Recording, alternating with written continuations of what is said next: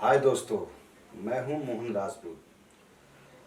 दोस्तों, आज मैं आपको एक बहुत अच्छी वीडियो लेके आया हूं। दोस्तों, बिन मांगे मोती मिले, मांगे मिले ना भीख। इसके आधार पर एक कहानी है दोस्तों कि हमें बिन मांगे बहुत कुछ मिल जाता है। अगर हम ज़बरदस्त हमारी किस्मत में नहीं है या ज़बरदस्त या अधिक से आवश्यकता से अधिक मांगते हैं, वो बेकार है। वो भीख जैसा हो गया कि आपको जितनी आवश्यकता है उतनी चीज़ को यूज़ करना चाहिए। तो दोस्तों, इसी पे आधारित एक कहानी है।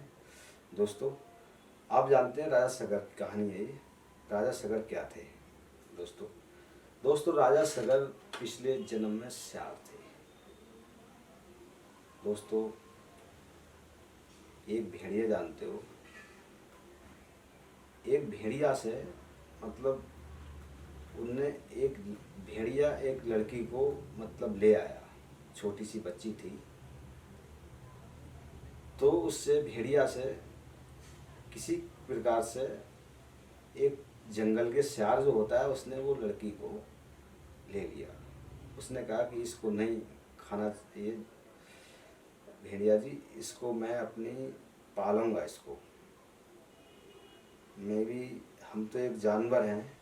उसने कहा कम से कम मैं इसका आनंद ले सकता हूँ कि कैसे मनुष्य क्या होता है, कैसे है, तो मेरी बहुत इच्छा है। तो उसने उस लड़की को बचा लिया। लड़की छोटी थी, छोटी से उसने पाला मतलब उसको, और उसके मन में कुछ, जब कहते हैं शुद्ध आत्मा होती है,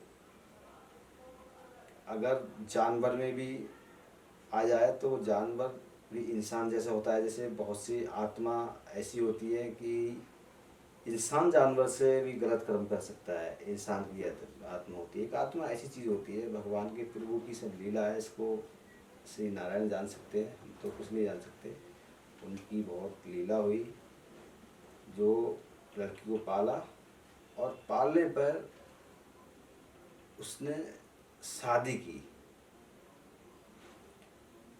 लड़की की शादी की।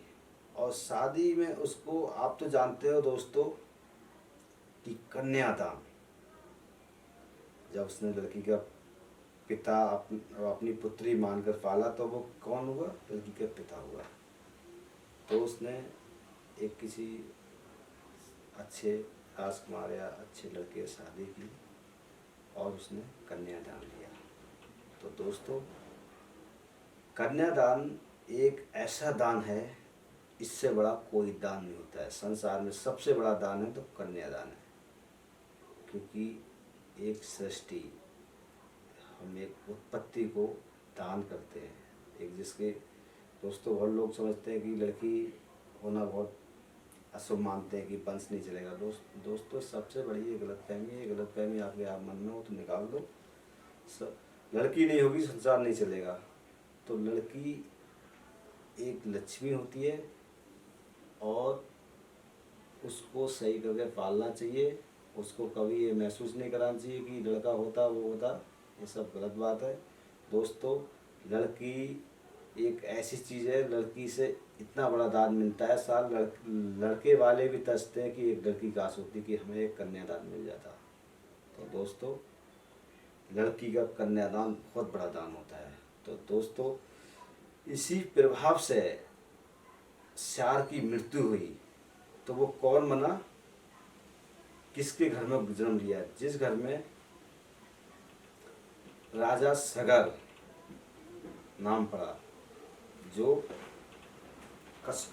अक्षवा वंश के जो वंशज आया था अयोध्या में, उनने राजा सगर के रूप में जन्म लिया। उनको ये राजा हुए तो उनको अपनी बातें का ध्यान रहा था कि पिछले जन्म में मैं श्यार था और मैंने एक कन्या को कन्यादान किया, जिससे कि कारण मुझे एक बहुत बड़ा शासन मिला है, पूरा पृथ्वी का सबसे बड़ा शासन। क्योंकि एक ऐसा इक्ष्वा वंश था जिसका बहुत बड़ा शासन था, जिसमें भी राम, इसी वंश में भी राम ने भी अवतार लिया था। तो वो राजा ने कहा अभी मैं तपस्या करूँगा। राजा सगर जी तपस्या के लिए चले गए। ब्रह्मा जी की उन्होंने तपस्या की। उन्होंने तपस्या इस लालच से की इनकी मैंने एक लड़की का कन्यादान लिया था तो इतना बड़ा राज का सम्राट मिल गया। उनके अंदर एक लोभ आ गया। कहते हैं कि जब उनकी मैंने इतना बड़ा राज करा था तो उनको इतना बड़ा नहीं सोचना चाहिए। तो ब्रह्मा जी को हो गई चिंता। इनने किया उसने कहा कि मैं आपकी इतना बड़ा एक कन्या पर तो मुझे इतना बड़ा मिला है क्या राज एक कन्यादान पे। अगर मैं हजारों मतलब 60,000 लड़कियां मांगूंगा जिससे मुझे पूरा बहुत बड़ा पद मिलेगा। अब वो तपस्या पे लीन हो गए। तपस्या आरंभ हुई। ब्रह्मा जी को चिंता हुई। ब्रह्मा जी सोच में पड़ गए थे कि अगर मैंने 60,000 पुत्री का इसको वरदान दे दिया तो ये इसको मुझे देने के लायक कुछ बचेगा नहीं। ये तो बहुत बड़ा हो जाएगा। कि इसके अंदर तो बहुत बड़ा लालच हो गया है राजपाट का। इतना बड़ा राजा होते हुए पता नहीं क्या मांगेगा। तो सरस्वती माँ से कहा, वो ब्रह्मा जी ने कहा अपनी पत्नी सरस्वती से, सरस्वती माँ से कहा कि हे सरस्वती कि मैं बहुत संकट में पड़ गया हूँ। और माता सरस्वती ने कहा कहिए नाथ क्या संकट है। बोली कि देखो एक राजा सगर एक पुत्रियों का ऐसे 60,000 पुत्रियों का लोग है और ये तपस्या करने निकला है और तपस्या कर रहा है। अगर मैंने 60,000 पुत्री दे दिया तो फिर इसको देने के लिए मेरे पास कोई पुण्य नहीं बचेगा। तो सरस्वती ने ब्रह्मा जी ने कहा कि आप उसकी जीवान पर बैठ जाओ और उसको 60,000 पुत्री की जगह में पुत्र बुलवा दो। जब उनकी तपस्या पूरी हुई तो सरस्वती माँ जीवान पर बैठी और ब्रह्मा जी प्रकट हुए। बनने की बेटा क्या चाहिए तुझे बर, तेरी तपस्या पूरी होगी। राजा सगर ने कहा माता तो बैठी हुई थी जीवान पे तो उनको पुत्री मांगना था। उनकी जीवान पर पुत्री की जगह पुत्र बुलवा दिया माता सरस्वती ने। उन्होंने कह दिया तथास्तु। तो बाद में हुआ कि अरे ये क्या हो गया मुझसे, पुत्री मांगी थी पुत्र कैसे निकल गया। जब तथास्तु दे दिया तो राजा सगर के 60,000 पुत्र हुए। जानते हैं दोस्तों लड़की लड़के में कितना अंतर होता है। 60,000 पुत्र हुए। बहुत विशाल पूरी आर्य व्रत पूरा पृथ्वी पे उनका राज हो गया था। आप जानते हो ये तो कहानी हर किसी को पता होगा कि राजा जो 60,000 पुत्र भस्म हुए थे तो भागीरथ गंगा लाए थे। ये तो नॉर्मल कहानी है। लेकिन दोस्तों ये कहानी आपने कभी नहीं सुनी होगी राजा सगर की। ये ना आपने किसी रामानंद सागर की रामायण में भी है और ना किसी है। ये कहानी एक ऐसी है, ये बहुत बड़े कोई महात्मा होगा उसी को है। क्योंकि ये कहानी अगर लीक होती तो मतलब अब तक इसका सीरियल बन गया होता। ये कहानी किसी के पास नहीं है। तो 60,000 पुत्रों ने अमावत और यज्ञ करवाया। तो यज्ञ करवा के वो लोग पहुँच गए आश्रम में कपिल मुनि के। ये सब इंद्र की चाल थी। तो उनको क्रोध आ गया। उनने उनको प्रताड़ित किया कपिल मुनि को। कपिल मुनि को क्रोध आया, उनने श्राप दे दिया। 60,000 पुत्र उनके भस्म हो गए।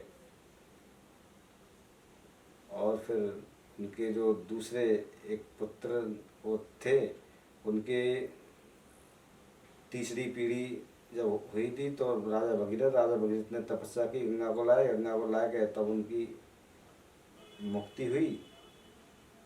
मुक्ति होकर तो उसी के बहाने गंगा जी भी आ गई।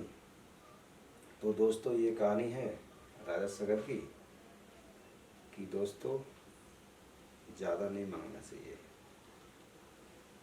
आपके पास यूज चीज़ें उतनी मांगना चाहिए, ज़्यादा मांगने से कितना राजा सबर को दुख झेलना पड़ा। तो दोस्तों यही कहानी यहाँ पर एंड करता हूँ। दोस्तों ये मेरा चैनल है, इसको लाइक सब्सक्राइब कर लो। जय श्री कृष्णा दोस्तों।